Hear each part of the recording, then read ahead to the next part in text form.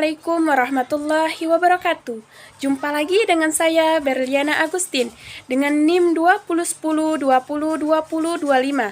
Nah, kali ini kita akan membahas mengenai pengertian media belajar dan sumber belajar.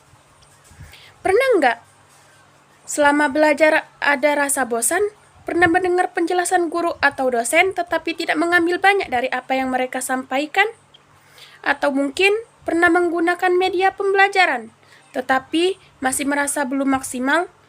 Nah, media pembelajaran bisa menjadi salah satu faktor yang mempengaruhi hal-hal tersebut.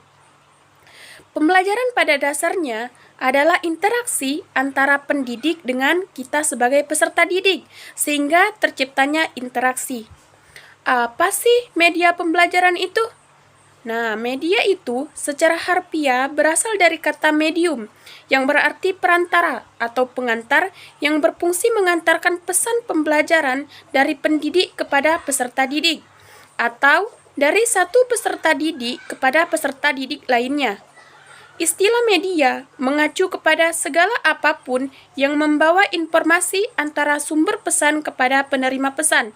Dalam hal ini, sumber pesannya adalah pendidik dan penerima pesannya adalah peserta didik. Tujuan penggunaan media pembelajaran adalah untuk memfasilitasi komunikasi dalam pembelajaran.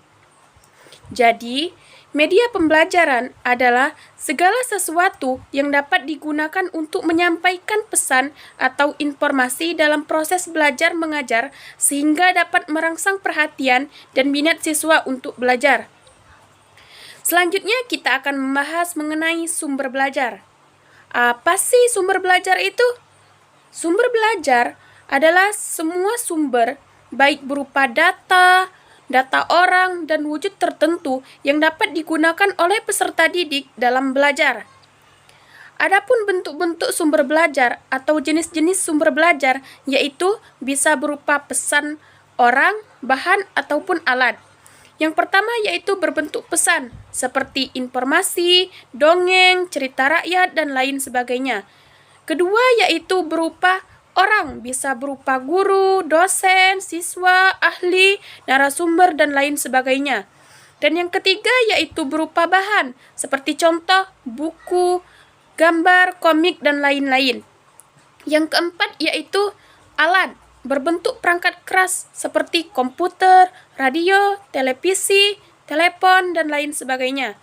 Yang kelima yaitu berupa pendekatan atau metode atau bisa kita sebut dengan teknik. Contohnya yaitu diskusi yang sering kita lakukan, bisa juga seperti seminar dan simulasi. Dan yang keenam yaitu lingkungan, berupa perpustakaan, studio, museum, kantor, dan lain-lain.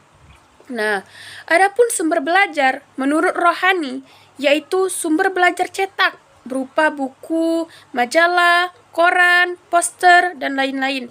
Dan ada juga yang berupa sumber belajar non-cetak seperti film, slide, video, dan lain-lain. Selanjutnya yaitu sumber belajar berupa fasilitas berupa perpustakaan dan studio. Ada juga sumber belajar berupa kegiatan seperti wawancara, observasi, dan simulasi. Dan yang terakhir yaitu sumber belajar berupa lingkungan, yaitu bisa dari teman dan lingkungan sekitar. Jadi, kesimpulan dari pembahasan kita kali ini mengenai pengertian media dan sumber belajar, yaitu kalau media pembelajaran yaitu sebagai alat untuk menyampaikan informasi atau pesan dari guru atau dosen kepada peserta didik, yang bertujuan untuk merangsang pikiran, perhatian, dan kemauan siswa sehingga mendorong terjadinya proses belajar. Sedangkan sumber belajar yaitu memberikan pengetahuan yang luas dan bukan sebagai alat perantara, namun sebagai asal suatu pembelajaran. Nah, sekian dan terima kasih.